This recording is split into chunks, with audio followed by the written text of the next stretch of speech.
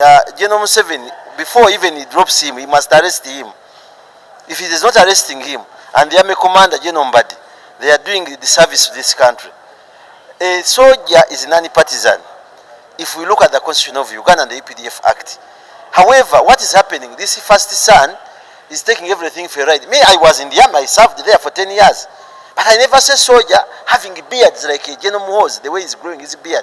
Oh, that is because of impunity orchestrated by his father who is dropping him.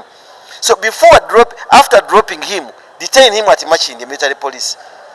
Let him be arrested by military police and be disciplined. He's causing problems, he's still talking, attacking people, and this is about our regional cooperation. So the one who appointed him is the one dropping him, but he's supposed to detain him the way he has detained the Kaihura, he detained these policemen and other senior officers like General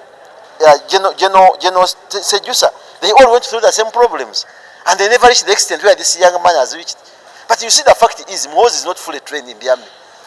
If you open up deep where he was in training, he was not doing mafunzo. He never did mafunzo fully. What does this motion mean to that? It has nothing. It has nothing until he's detained, like any other soldier. Because the president has the immunity over all that because of being a sitting president. But even if he leaves the power, he can also be arrested. Now, if your son is causing disharmony within the region, he has made so many mistakes. Others, we cannot say them on air. We can't say them. We know deep about him. Well, why is Kakwenzele out of the country? He directed soldiers to beat him, manhandle him after the man when he was going to be killed. And Museveni was seeing this.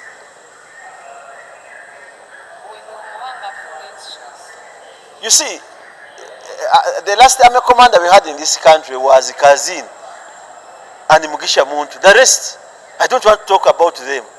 They are there as a picture. I don't want to use my English word because it will be an attack on them. But those were the two last army commanders. I don't say that Mbadi cannot manage, but he's under siege.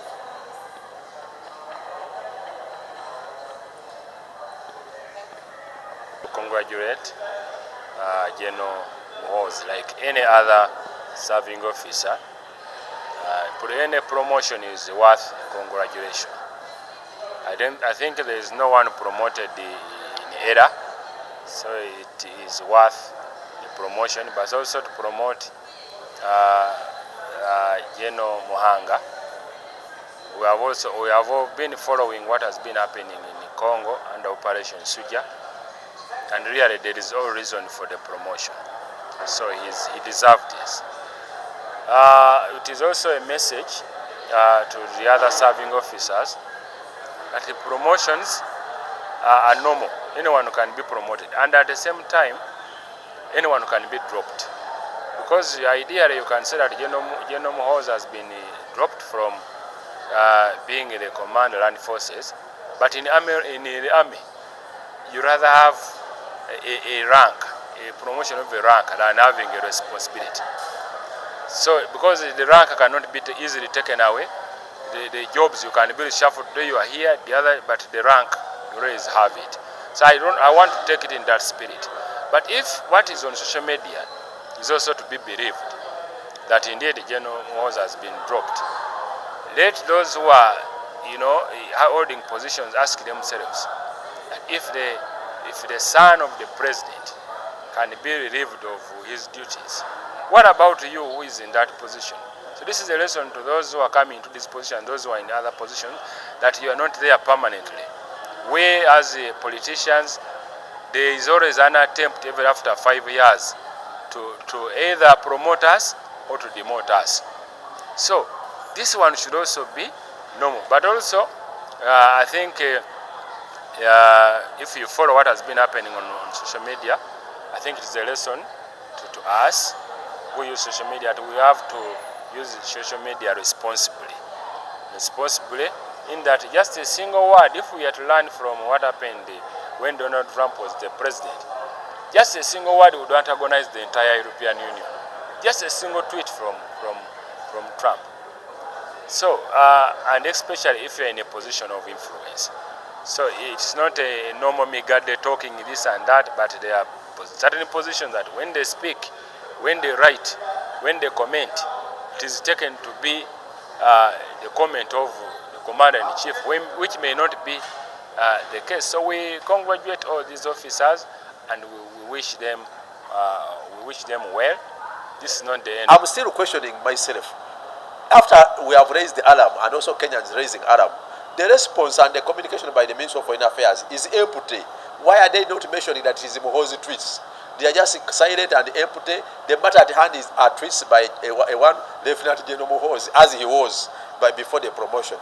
And the tweets were attaching the sovereignty of Kenya and our relations with Kenya. So I want the Ministry of Foreign Affairs to also be clear and specifically mention that the communication and tweets by Muhoozi were not for the ministry, were not for the Republic of Uganda, we are made in individual capacity, but still we condemn them because he's a serving officer. We want to see a clear message from the army. The only communication from the army is the promotion and an appointment of a new commander, and also this one being promoted to land force. It is also empty and silent on the repercussions and implications, because merely removing someone from an office is not enough when you have put the whole country and our nations in jeopardy.